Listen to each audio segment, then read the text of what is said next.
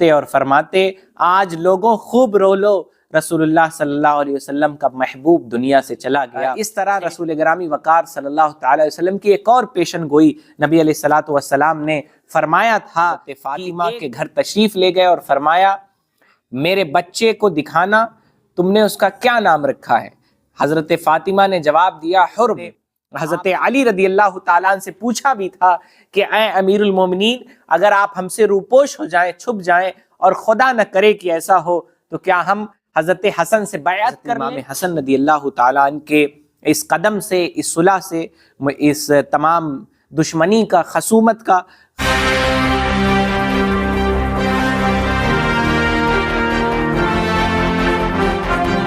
بسم اللہ الرحمن الرحیم والصلاة والسلام علی رسولہ الکریم وعلی آلہ واصحابہ اجمعین۔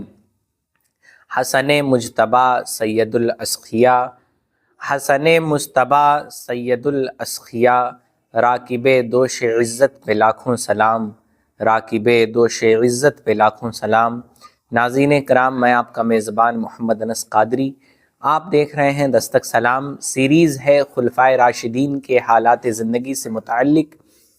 آج ہم جانیں گے مسلمانوں کے 5ویں اور آخری خلیفہ راشد حضرت امام حسن مجتبی رضی اللہ تعالیٰ عنہ کے بارے میں، جو نبی علیہ الصلوۃ والسلام کے پیارے اور چہیتے نواسے بھی ہیں، نبی علیہ الصلوۃ والسلام کے دوش کے عزت والے کاندھوں پر سوار ہونے والے عزت والے صحابی بھی ہیں، اور نبی علیہ الصلوۃ والسلام کے ہم شبیہ بھی ہیں۔ آئیے ان کی حالات زندگی شروع کرتے ہیں۔ آپ کا اسم غرامی حسن، کنیت ابو محمد اور لقب ریحانۃ النبی ہے۔ آپ کے والد شیر خدا، مسلمانوں کے 4تھے خلیفہ حضرت علی رضی اللہ تعالی عنہ، اور والدہ محترمہ جنتی عورتوں کی سردار خاتون جنت حضرت فاطمہ الزہرا رضی اللہ تعالی عنہ، جو نبی علیہ الصلوۃ والسلام کی چہیتی بیٹی ہیں، اور آپ کے والد اور والدہ دونوں نبی علیہ الصلوۃ والسلام کے بارگاہ کے پروردہ ہیں، اور آپ نے خود بھی اپنے نانا سید الانبیاء اللہ پاک کے آخری نبی حضرت محمد صلی اللہ علیہ وآلہ وسلم کی بارگاہ میں آپ نے بھی پرورش پائی۔ آپ کی ولادت 3 ہجری میں مدینہ طیبہ کے اندر ہوئی۔ ولادت کی خبر پا کر سرکار مصطفیٰ صلی اللہ تعالیٰ علیہ وآلہ وسلم حضرت فاطمہ کے گھر تشریف لے گئے اور فرمایا میرے بچے کو دکھانا، تم نے اس کا کیا نام رکھا ہے؟ حضرت فاطمہ نے جواب دیا حرب۔ آپ صلی اللہ تعالیٰ علیہ وآلہ وسلم نے ارشاد فرمایا نہیں، بلکہ اس کا نام حسن ہے۔ پیدائش کے 7ویں دن عقیقہ میں 2 مینڈھوں کی قربانی کی گئی، سر کے بال اتروا کر بالوں کے ہم وزن چاندی خیرات کی گئی۔ حضرت امام حسن رضی اللہ تعالیٰ عنہ نبی پاک صلی اللہ تعالیٰ علیہ وسلم کی پاک صورت کے مشابہ تھے۔ حضرت حسن رضی اللہ تعالیٰ عنہ کی تربیت نبی علیہ الصلوۃ والسلام کی آغوش شفقت میں ہوئی۔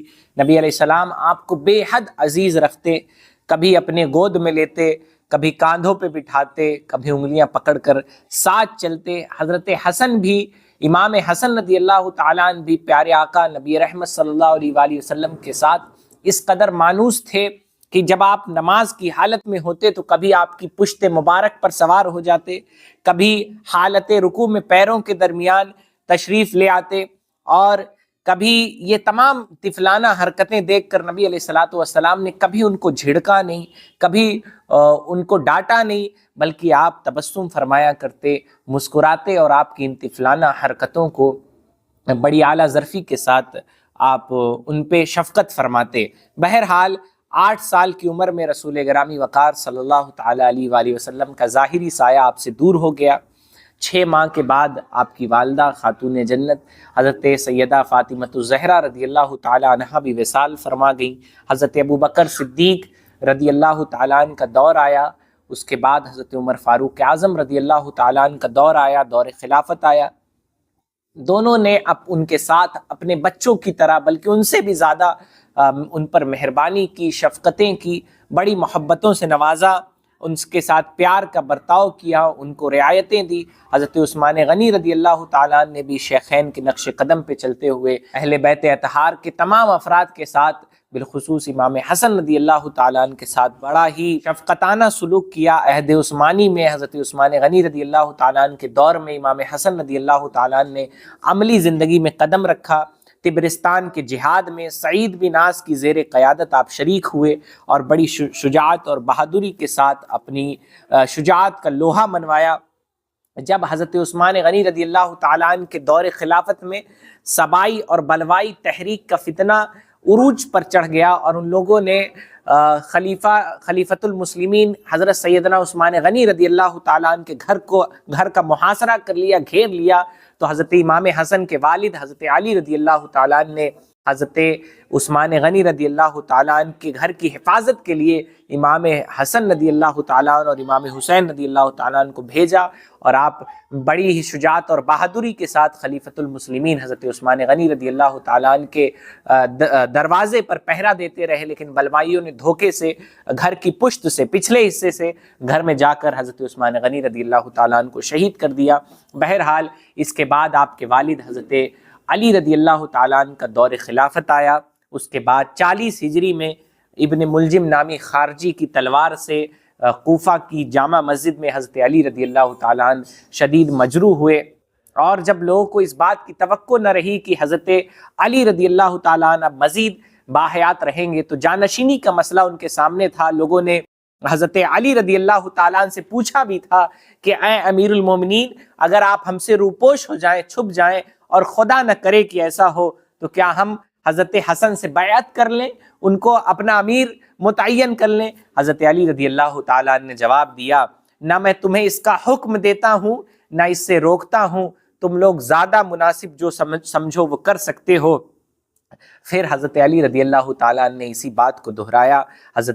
اس کے بعد حضرت علی رضی اللہ تعالیٰ عنہ نے اس زخمی حالت میں اپنے دونوں بیٹوں صاحبزادوں حضرت امام حسن اور حسین رضی اللہ تعالیٰ عنہما کو بلایا اور وصیت فرمائی کہ میں تم دونوں کو اللہ تعالیٰ سے ڈرنے کی وصیت کرتا ہوں، اور تم دونوں دنیا کو ہرگز تلاش نہ کرنا، دنیا کے پیچھے نہ پڑنا۔ یہ اس عظیم باپ کی وصیت ہے جو آغوش نبوت کا پلا ہوا ہے، جو مسلمانوں کا چوتھا خلیفہ ہے۔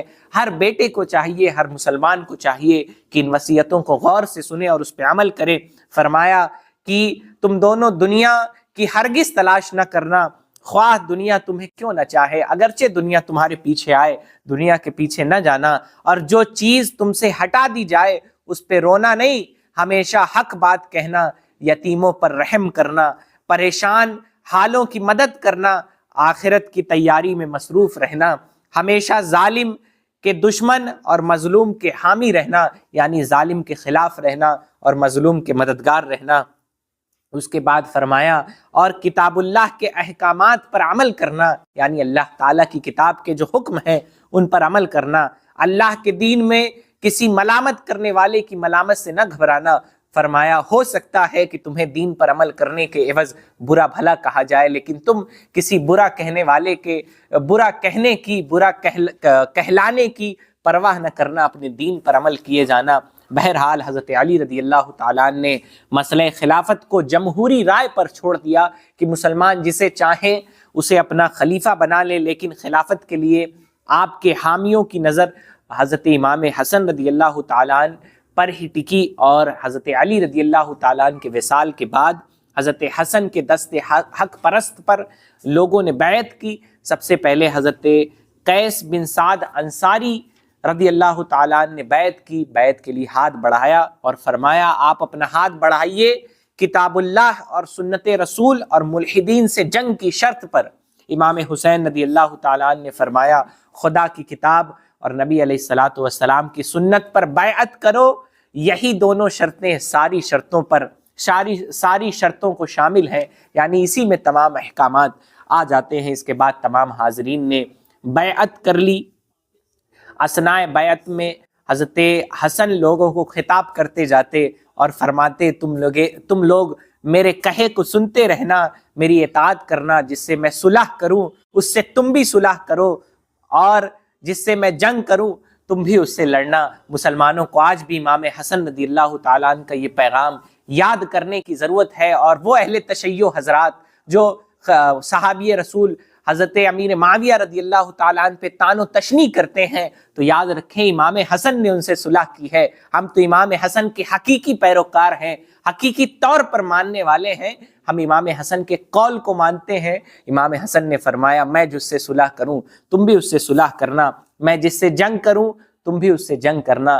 بہرحال آپ کے دور خلافت میں مسلمانوں میں اختلاف ہوا، حضرت امیر معاویہ رضی اللہ تعالیٰ عنہ اور حضرت امام حسن رضی اللہ تعالیٰ عنہ کے مابین اختلاف ہوا، لیکن یہ بات یاد رکھنی چاہیے، عام لوگوں کو اس غلطی میں نہیں پڑنا چاہیے کہ جو اختلاف تھا یہ خطائے اجتہادی کی بنیاد پر تھا، اور خطائے اجتہادی پر گناہ نہیں ہوتی بلکہ اللہ تعالیٰ اس پر اجر عطا فرماتا ہے۔ بہرحال ہر ایک اپنے اپنے دعوے میں مخلص اور نیک نیت تھے، وہ مسلمانوں کے لیے اچھی نیت رکھتے تھے اور خلوص والے تھے۔ شرط یہ کہ ایک فریق ایک بات کو سچ حق سمجھتا تھا اور دوسرا دوسری بات کو حق سمجھتا تھا، دونوں مجتہد تھے، ان کا اجتہاد تھا۔ یقیناً حضرت امام حسن رضی اللہ تعالیٰ عنہ حق پر تھے اور حضرت معاویہ رضی اللہ تعالیٰ عنہ سے خطائے اجتہادی ہوئی تھی، لیکن اس بنیاد پر کسی صحابی پر طعن و تشنیع کرنا یہ مسلمانوں کا طریقہ نہیں ہے۔ بہرحال حضرت امام حسن رضی اللہ تعالیٰ عنہ نے اور حضرت امیر معاویہ رضی اللہ تعالیٰ عنہ میں صلح طے پائی، اور اس وقت نزاع اور خصومت لڑائی جھگڑے کا ماحول ختم ہو گیا۔ حضرت حسن مدائن سے کوفہ چلے آئے، چند دنوں بعد حضرت معاویہ کوفہ پہنچے جہاں بالمشافہ یعنی آمنے سامنے شرائط کی زبانی تصدیق ہوئی، جو صلح کی شرائط تھی۔ شرائط صلح کی تکمیل کے بعد حضرت امام حسن نے منصب خلافت سے دستبرداری کا اعلان کیا، اور یہ معاملہ ماہ ربیع الاول 41 ہجری میں پیش آیا، اور اس کے بعد دستبرداری کے بعد حضرت امام حسن نے عام مجمع میں تقریر کی اور فرمایا لوگوں، خدا نے ہم میں سے پہلے شخص کے ذریعے سے تمہاری ہدایت کی اور ہم میں سے آخری شخص کے ذریعے سے تم کو کشت و خون سے بچا لیا، اور سنو اس حکومت کی ایک مدت اور میعاد ہے اور دنیا دست بدست پھرا کرتی ہے، یعنی کبھی آج تمہاری حکومت کل تمہاری حکومت۔ بہرحال اس کے بعد ارشاد فرمایا، سنو قرآن ارشاد فرماتا ہے وَإِنْ أَدْرِي لَعَلَّهُ فِتْنَةٌ لَكُمْ وَمَتَاعٌ إِلَّا حِينٌ، کیا معلوم کہ وہ حکومت تمہاری آزمائش ہو اور چند دن کی آسائش، یعنی چند دن کا آرام۔ بہرحال تفویض خلافت کا یہ واقعہ ربیع الاول 41 ہجری میں پیش آیا۔ اس طرح خلافت کے پورے 30 سال مکمل ہوئے، اور اللہ تعالیٰ کے آخری نبی صلی اللہ علیہ وسلم کا یہ ارشاد کہ میرے بعد خلافت 30 سال رہے گی، پھر بادشاہت قائم ہوگی، یہ صادق آیا اور یہ مکمل ہوا۔ بہرحال شہادت عثمان کے بعد اسلام کے ماننے والوں میں بڑی نزاع اور خصومت کا ماحول تھا۔ یہ المناک سلسلہ حضرت عثمان رضی اللہ تعالیٰ عنہ کی خلافت شہادت سے شروع ہوا۔ وہ فوجیں جو قیصر و کسریٰ کو زیر و زبر کر دیتی تھیں، وہ آپس میں مسلمان ایک دوسرے کے اوپر تلوار چلانے پر آمادہ تھے۔ بہرحال حضرت امام حسن رضی اللہ تعالیٰ عنہ کے اس قدم سے، اس صلح سے، اس تمام دشمنی کا، خصومت کا خاتمہ ہوا، اور آپ نے اپنے اقتدار کی قربانی دے کر پورے امت کو ایک مضبوط رشتے میں پیرو دیا۔ اس طرح رسول گرامی وقار صلی اللہ تعالی وسلم کی ایک اور پیشن گوئی نبی علیہ الصلوۃ والسلام نے فرمایا تھا۔ راوی فرماتے ہیں کہ ایک دن رسول اللہ صلی اللہ علیہ وآلہ وسلم ممبر پر جلوہ فرما ہوئے، اور حسن بن علی آپ کے پہلو بغل میں بیٹھے ہوئے تھے۔ سرکار کبھی لوگوں کی جانب نگاہ کرتے اور کبھی امام حسن کو دیکھتے۔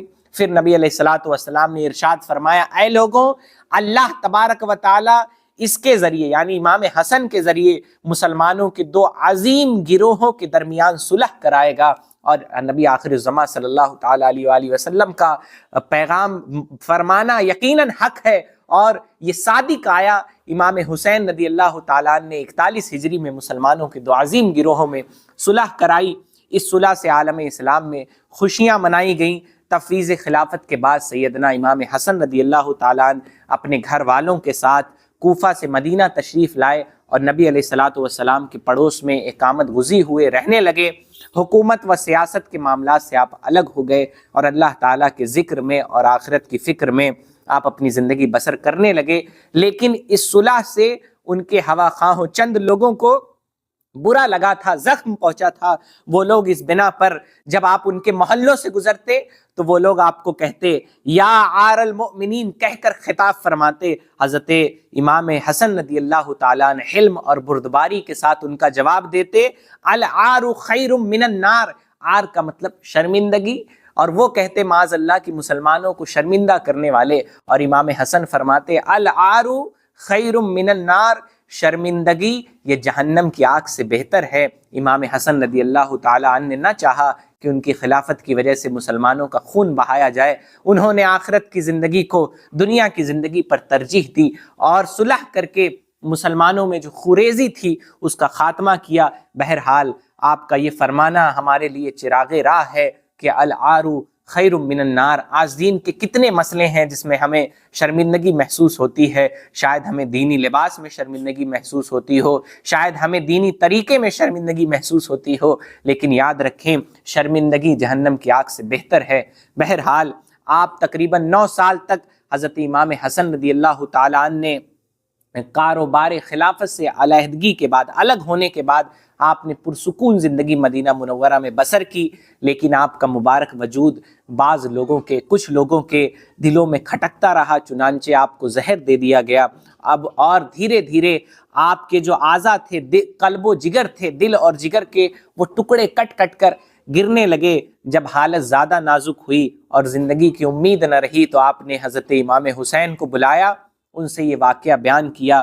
انہوں نے زہر دینے والوں کا نام پوچھا۔ دیکھیں کیسی عظیم شخصیتیں تھیں، کیسی حکمت بھری شخصیتیں تھیں کہ موت سامنے کھڑی ہو، مرض الموت میں گرفتار ہوں، لیکن تعلیم اتنی پختہ کہ کبھی کسی کی بیجا جان لینے کی تعلیم نہ دی۔ حضرت امام حسین نے پوچھا زہر دینے والے کا نام، تو آپ نے فرمایا نام جان کے کیا کرو گے؟ امام حسین نے فرمایا قتل کروں گا۔ فرمایا اگر میرا گمان صحیح ہے تو بہتر بدلہ لینے والا اللہ تعالیٰ ہے، اور اگر میرا گمان غلط ہے تو میں نہیں چاہتا کہ کوئی ناکردہ گناہ پکڑا جائے، یعنی کوئی گناہ نہ کرنے والا بلا وجہ میری وجہ سے پکڑا جائے۔ بہرحال با اختلاف روایت ربیع الاول 49 ہجری یا 50 ہجری میں تاجدار امامت سیدنا امام حسن رضی اللہ تعالیٰ عنہ اس دار فانی سے کوچ کر گئے۔ جنازے میں کثیر تعداد میں لوگ شریک ہوئے۔ ثعلبہ بن مالک جو خود حضرت امام حسن رضی اللہ تعالیٰ عنہ کے جنازے میں شریک تھے، ان کا بیان ہے کہ میں نے بقیع میں، جنت البقیع میں آپ کو دفن کیا گیا، ان کا بیان ہے کہ میں نے بقیع میں اتنی بھیڑ کبھی نہیں دیکھی کہ اگر سوئی پھینکی جاتی تو وہ زمین پہ نہیں گرتی بلکہ کسی کے سر پہ گرتی۔ حضرت ابو ہریرہ رضی اللہ تعالیٰ عنہ آپ کے وصال پر بڑے مضطرب تھے اور مسجد میں آپ نالہ و زاری کرتے، روتے اور فرماتے آج لوگوں خوب رو لو، رسول اللہ صلی اللہ علیہ وسلم کا محبوب دنیا سے چلا گیا۔ خیش و اقارب، جانثاروں، محبوب اور آپ کے طرفداروں کے علاوہ آپ کے دشمنوں نے بھی آپ کے وصال پر گہرے رنج و غم کا اظہار کیا اور سنگ دلوں نے بھی آنسو بہائے۔ بہرحال پیغمبر اسلام صلی اللہ تعالیٰ علیہ وآلہ وسلم کے پیارے نواسے جنت البقیع میں اپنی والدہ ماجدہ خاتون جنت حضرت سیدہ فاطمہ الزہرا رضی اللہ تعالیٰ عنہ کے پہلو میں ہزاروں سوگواروں نے آپ کو سپرد خاک کیا اور آپ اپنی والدہ کے پہلو میں دفن کیے گئے۔ کتب احادیث میں آپ کے فضائل، بزرگان دین کے اقوال میں آپ کے فضائل بھرے پڑے ہیں اور صفحات تاریخ آپ کے فضائل سے لدے ہوئے ہیں۔ اللہ تعالی ہمیں بزرگان دین کی زندگی کا مزید مطالعہ کرنے، ان کے بتائے ہوئے طریقوں پر عمل کرنے، ان کی تعلیمات کے مطابق اپنی زندگی گزارنے کی توفیق عطا فرمائے۔ دوران بیان کوئی غلطی ہوئی ہو تو اسے معاف فرمائے۔ استغفر اللہ ربی من کل ذنب واتوب الیہ۔ آپ سے گزارش ہے کہ ہمارے سیریز کے یہ ویڈیوز امید کرتے ہیں کہ آپ پسند فرما رہے ہوں گے۔ ہمارے سیریز کے ویڈیوز کو لائک کریں، شیئر کریں، چینل کو سبسکرائب کریں تاکہ ہمارا یہ پیغام دور رساں ہو سکے اور دوسرے لوگوں تک بھی پہنچ سکے۔ استغفر اللہ ربی من کل ذنب واتوب الیہ۔ محمد انس قادری، دستک سلام، گورکھپور۔